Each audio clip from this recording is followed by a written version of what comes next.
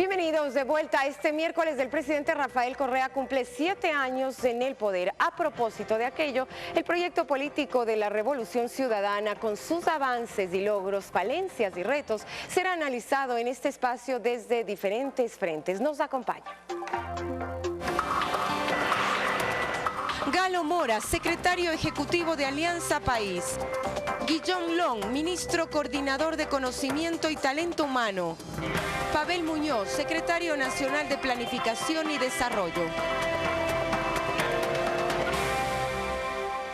Buenos días a mis invitados, gracias por aceptar esta invitación. Doctor Mora, empiezo con usted para hablar de los logros, avances, pero también de los retos y falencias que se han dado durante estos 7 años, pero quizá poniendo énfasis en el hecho de la estabilidad política y democrática que se ha dado últimamente en el país.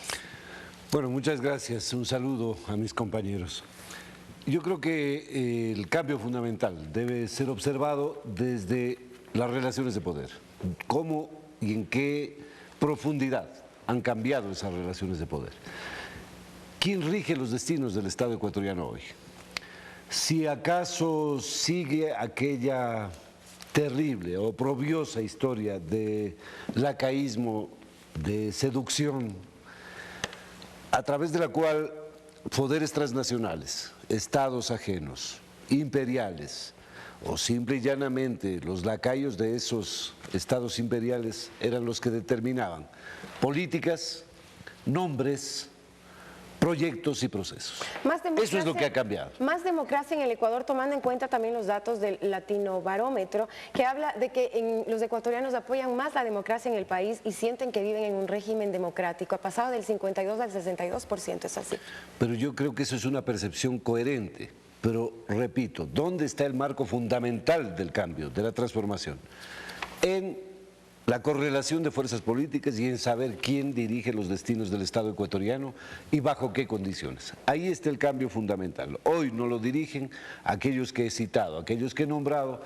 Hoy es el pueblo ecuatoriano legitimado a través de una representación que además en un sinnúmero de elecciones y en un sinnúmero de consultas, de plebiscito popular, las elecciones se convierten a veces en plebiscito también. Ratifica una decisión democrática, soberana, de caminar por este sendero que es absolutamente distinto al que habíamos observado antes del año 2007. Ministro Long, buenos días, bienvenido. Quería preguntarle, y retomo las palabras del presidente de la República. Él ha dicho que de todas las obras o proyectos más importantes está el tema educativo. Bueno, yo creo que son algunos temas que han sido importantes a lo largo de los últimos años. Sí, creo que toda la agenda educativa, la agenda talento humano, formación de ciudadanía, todo lo que tiene que ver evidentemente con la agenda también profesionalizante es importantísimo, porque sin eso no vamos hacia el desarrollo, no vamos a poder cambiar esa matriz productiva, no vamos a poder dejar de ser un país primario exportador y un país secundario importador. Entonces es una agenda muy importante. Pero retomando un poco lo que decía Galo, yo creo que en los últimos 7 años han sido varios hitos, además bastante ordenaditos, ¿no? Primero resolvimos un tema, luego resolvimos otros, y ahí vamos, con cada día que pasa, vamos afinando las cosas y vamos dedicándonos a temas más cualitativos. Yo creo que el gran reto inicial era lo que señaló Galo, insisto, democratizar nuestra sociedad a través del cambio del equilibrio del poder entre las clases, entre incluso intereses foráneos, y el tema soberanía. Eso creo que son los dos pilares fundamentales de la Revolución Ciudadana. La democratización de la sociedad a través de un sinfín de procesos electorales y también a través de dotarle a nuestro Estado de autonomía relativa. ¿Qué quiere decir eso? Que el Estado no sea tan permeado, no sea tan colonizado por poderes fácticos, por intereses privados, sino que sea realmente un Estado público. En nuestro sector, en el sector educación superior, por ejemplo, quienes regulaban la política pública del Estado eran los interesados. Los regulados eran los reguladores, es decir, los rectores de las universidades eran los que hacían la política pública en el sector universitario. Hoy es el Estado, la representación institucionalizada de la sociedad, que hace la política pública en ese sector. Y así sucesivamente en los demás sectores de intervención por parte del Estado. Que la banca no sean los que regulan la banca, que los exportadores e importadores no sean los que regulen el comercio exterior. Eso es un aspecto fundamental de la democratización que hemos vivido en los últimos años, además de los procesos electorales, y estamos a puertas de una nueva fiesta democrática, ¿no? Yo creo que eso ha sido una característica muy importante del proceso político. Y en cuanto a la democratización que tiene que ver con el acceso a la educación también y la gratuidad, hay el 20% de la población más pobre, del quintil más pobre, ahora accede a la universidad. Sí, eso es un aspecto también muy democratizante y cuyos frutos vamos a ver en las siguientes generaciones incluso. La gratuidad de la educación superior, que fue uno de los grandes hitos, avances de la Constitución de Montecristi del 2008. Antes de Montecristi se tenía que pagar aranceles para acceder a la universidad pública. Bueno, esa gratuidad también ha significado la democratización del acceso. Hasta el año 2008 apenas el 7-8% de los indígenas y el 7-8% de los afroecuatorianos, me parece que el 7% el quintil más bajo, la cifra que tú diste, el 20% más pobre de la población, accedían a la universidad. En este momento estamos llegando casi al 20% de los indígenas, de los afroecuatorianos y del quintil 1, el más pobre, accediendo a la universidad. Entonces, son muchos aspectos en donde podemos ver justamente esa democratización. Doctor Muñoz, otro de los logros quizá ha sido el hecho desde hace 7 años tener una mejor planificación de lo que es el Estado y poner, a partir de aquello, llevar políticas públicas más claras. Sí, Marcela, gracias. Buenos días y buenos días a los compañeros. En términos institucionales, lo que ha dicho Galo, Guillón, se traduciría en haber rescatado al Estado del secuestro de grupos de interés y de presión. Y eso lo hicimos con autoridad pública para que recuperemos facultades como la de planificar, la de controlar, la de regular, la de establecer la política pública con soberanía, sin seguir el recetario de ningún organismo internacional o interés ajeno a la perspectiva nacional. Esto supuso entonces evidentemente recuperar el órgano de planificación. La SEMPLAD es una oficina muy deslucida y muy venida a menos por el embate de la agenda neoliberal, fue rescatada en este gobierno con un claro propósito: marcar la ruta del buen vivir que debería seguir la sociedad ecuatoriana, hacerlo democráticamente. Eso se expresó, digamos, en las victorias electorales que hemos tenido, en las contundentes victorias electorales, pero también y fundamentalmente en la demanda de la sociedad ecuatoriana de un nuevo pacto social, que fue la Constitución de Montecristi, en la aprobación democrática de esa Constitución. Es un cambio fundamental respecto a la Constitución acuartelada de 1998, la Constitución democrática, la Constitución participativa de Montecristi, supone entonces nuevas bases, nuevas reglas de juego para la sociedad ecuatoriana, y dentro de eso la facultad de planificación ha jugado un rol importante. Son ya en estos 7 años de gobierno 3 planes de buen vivir que hemos hecho. El primero para el 2007. Este supuso cambiar fundamentalmente respecto al modelo neoliberal. El segundo, el que elaboramos en el 2009, nos adaptamos a la Constitución, y ahora hace poco hemos aprobado para el 2013-2017 el tercer Plan Nacional para el Buen Vivir. Con 70.000 millones de dólares de inversión. Más de 72.000 millones de dólares de inversión del sector público no financiero, y con una característica fundamental: ya no es romper con el neoliberalismo, es cimentar el proyecto social que hemos querido y acercarnos al socialismo del buen vivir. Por favor. A ver, tendríamos muchísimo que comentar, pero yo insisto en el cambio, así como hablamos hoy de la matriz productiva, el cambio de la matriz política, porque el Ecuador no puede perder la memoria, no puede ser un Alzheimer ni una memoria selectiva. Lo que había ocurrido en el Ecuador hasta antes del 2007 es de un oprobio sin nombre, y la gente no puede olvidar, porque las nuevas generaciones se forman y olvidan, o no se les refresca cotidianamente, y que quizá por eso, compañero presidente, todo el tiempo dice prohibido olvidar. ¿Qué es lo que había sucedido y qué es lo que ocurre hoy? ¿Cuál es la trascendencia de un presidente de la República? Por ejemplo, ahora se avecinan elecciones el 23 de febrero. Cuando participaban los presidentes de la República, y yo recuerdo las elecciones de 1984. El doctor Osvaldo Hurtado, que ahora a través de Cauce Democrático es muy solidario con el señor Clever Jiménez.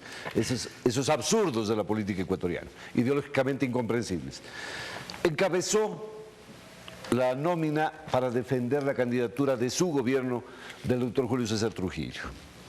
Bueno, fue devastador la vergüenza. devastadora la vergüenza. En 1988 el candidato oficial fue el ingeniero Vaca Carbo, quedó entre los últimos, pese a su condición de un hombre honesto e inteligente. Y así sucesivamente. Hoy se nos dice que la figura piramidal fundamental del compañero presidente es la que determina el cambio.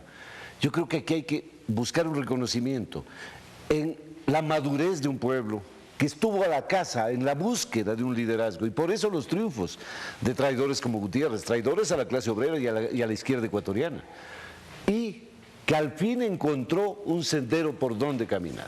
Ese es el cambio determinante, no es solamente la figura de Rafael, que evidentemente tiene un peso político extraordinario, pero hoy tenemos incluso a lo interno de Alianza País, con 1 millón de afiliados, de adherentes permanentes, una organización en la que uno mismo, incluso en su carácter de dirigente político, puede confiar. Y hoy lo estamos viendo en estas elecciones. Por eso yo creo que lo importante de mencionar, junto a los procesos, ya que se han mencionado en este panel, son ratificar permanentemente el cambio de la matriz política y de la correlación de las fuerzas sobre el poder. Añadir de pronto lo que dice Galo, el tema, hemos hablado de democracia, creo que hay que hablar también de soberanía, ¿no? Creo que, y eso tiene mucho que ver con el retorno de la dignidad de un país, el fin del caos imperante, toda esta inestabilidad política, 6 presidentes en 10 años, todo el caos que vivíamos antes de este proceso, tiene que ver evidentemente con la democratización, por un lado, de las prácticas y de la sociedad, pero por otro lado también de la recuperación del proyecto de país. Y eso es muy importante. El fin digamos, de las injerencias externas, la retirada de la base militar en Manta, el decir no nos vamos a involucrar en el conflicto colombiano y no vamos a hacer un juguete más en el ajedrez geopolítico de potencias extranjeras, la renegociación de los contratos petroleros, tan importante. Bueno, y de la deuda. Y de la deuda, absolutamente. La deuda en el 2008 y los contratos petroleros nos permiten justamente tener estas tasas de inversión, gasto corriente e inversión de las que nos hablaba Pavel Muñoz. Entonces, yo creo que todo eso tiene que ver con la recuperación, incluso lo que dice el presidente, ¿no?, de la esperanza, ¿no?, de realmente sentir de que este proyecto de país es viable. Porque recordemos que antes del 2007 estaba entredicho el proyecto Ecuador. O sea, cabía preguntarnos si es que Ecuador era viable como unidad política en el sistema internacional. Por la inestabilidad, dice usted, entre por la otras inestabilidad, cosas. por la migración, todos estos migrantes expulsados de su patria, todas estas cosas. En la sociología política en el Ecuador ha existido una tesis, si el Ecuador era o no era un país inconcluso, se había logrado, digamos, la consolidación de su Estado nacional. Y yo creo que el proceso revolucionario de estos últimos 7 años ha sido un proceso de avance y consolidación en ese sentido. Junto cuando en su momento García Moreno o Eloy Alfaro o la dictadura que ventajosamente fue de cuño progresista en el caso ecuatoriano, hicieron avances de consolidación del Estado ecuatoriano y del proyecto país, como dice Guillón, yo creo que la Revolución Ciudadana es de eso fundamentalmente.